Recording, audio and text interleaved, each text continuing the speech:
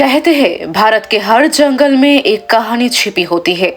कुछ कहानी मिट्टी में गरी होती है, कुछ पेड़ों की चरमराहट में और कुछ ऐसी जिन्हें सुनने की हिम्मत भी हर किसी में नहीं होती। आज मैं आपको एक ऐसी गांव की कहानी सुनाने जा रहा हूँ, एक श्रापित गांव जिसका नाम है काला चौतरा। एक ऐसा गांव जिस पर सूरज डूबते ही सन्नाटा नहीं मौत उतर आती है।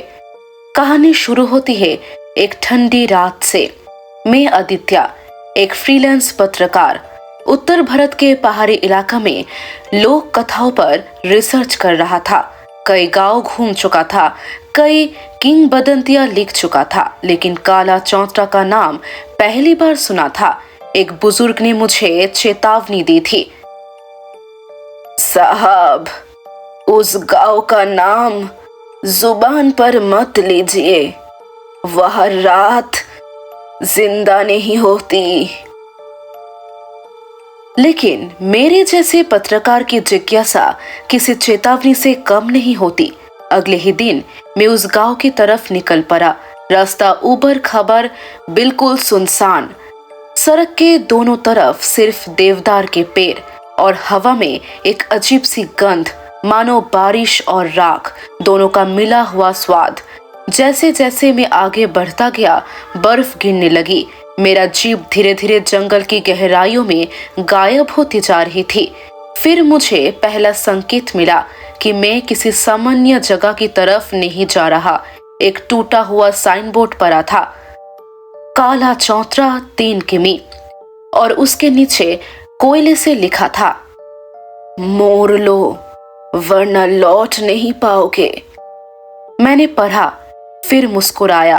अफवाहें हमेशा मजेदार लगती है दूर से। गांव में प्रवेश करते ही सबसे पहले जो चीज महसूस हुई वो थी अजीब सी चुप्पी। कोई आदमी नहीं, कोई बच्चा नहीं, कोई जानवर तक नहीं, बस हवा और टूटी फूटी झोपड़ियों की खरखराहट। मैंने एक घर के दरवाजे पर दस्तक दी 3 बार, कुछ नहीं। चौथी बार दस्तक देने ही वाला था कि दरवाजा अपने आप धीरे धीरे खुल गया। अंदर एक औरत बैठी थी। उसका चेहरा फटा हुआ दुपट्टे से ढका था। वो कुछ पीस रही थी, बहुत धीमे, लगातार। नमस्ते, मैं इस गांव के बारे में, आपको यहाँ नहीं आना चाहिए था। उसकी आवाज इंसानी पर टूटे कांच जैसी। मैंने पूछा, क्यों? वो उठी, पहले धीरे धीरे, फिर सिर घुमाया। उसकी आंखें लाल, पर रुको, डरावनी नहीं, थकी हुई। उसने कहा, जाए, सूरज डूबने वाला है। यह रात नहीं होती साहब, यह रात उतरती है। मैंने पूछा, क्या होता है रात में? औरत ने दहलीज की ओर इशारा किया। जो भी बाहर रहता है वो सुबह मिल जाता है, पर इंसान नहीं रहता। उसके हाथ कांपने लगे और उसने दरवाजा मेरे मुंह पर बंद कर दिया।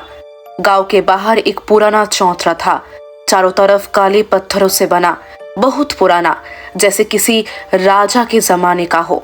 लेकिन उसका रंग अजीब था, गहरा काला, मानो जल चुका हो। मैंने फोटो खींची ही थी कि एक बूढ़ा आदमी पीछे से बोला, मत छूना, वो चौतरा नहीं, वो कब्र है, तांत्रिक की कब्र। मैंने पलटकर पूछा, कौन था? बूढ़ा अपनी छड़ी जमीन में गाड़ कर बोला, काला साधु। उसने इस गांव पर श्राप दिया था, जब तक सूरज ढले तुम सब उसकी छाया बन जाओगे। मेरा दिल धक से रह गया। छाया?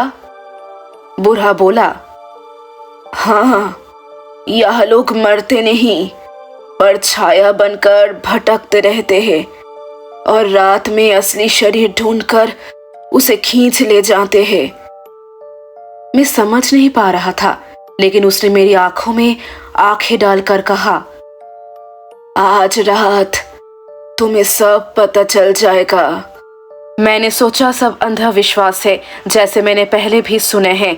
मैंने चौतरे के पास ही अपना ताबू लगाया, लेकिन जैसे ही सूरज पहाड़ी के पीछे डूबना शुरू हुआ, गांव बदलने लगा, तापमान गिरने लगा, हवा की आवाज तीखी हो गई, झोपड़ियों के दरवाजे अपने आप बंद होने लगे, चिमनियों से उठता धुआं रुक गया और सबसे डरावनी बात, परछाइयां लंबी होने लगी।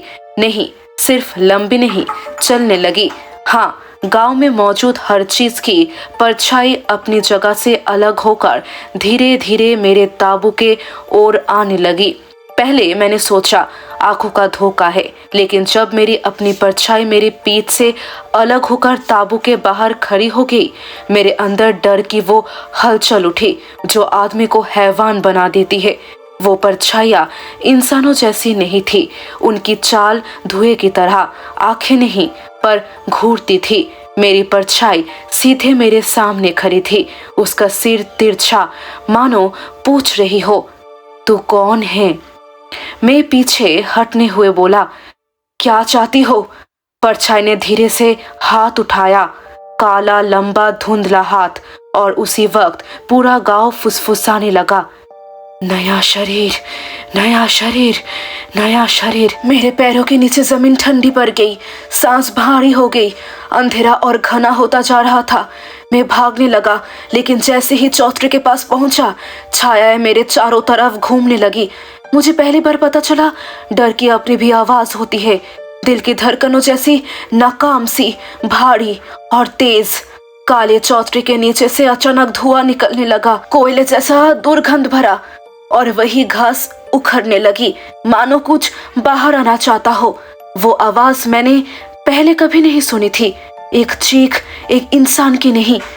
फिर काले चौतरे के नीचे से एक आकृति उठने लगी, कंकाल जैसी, लेकिन त्वचा राख जैसी काली। उस तांत्रिक की आत्मा, उसने अपना मुंह खोला और हवा कांप गई। जो मेरी भूमि पर आया वो मेरा होगा। मैं भागा जंगल की तरफ, बिना पीछे देखे, लेकिन छायाएं मेरे पीछे थी, तेज, बहुत तेज। मैं दौड़ते दौड़ते पहाड़ी के किनारे पहुंच गया।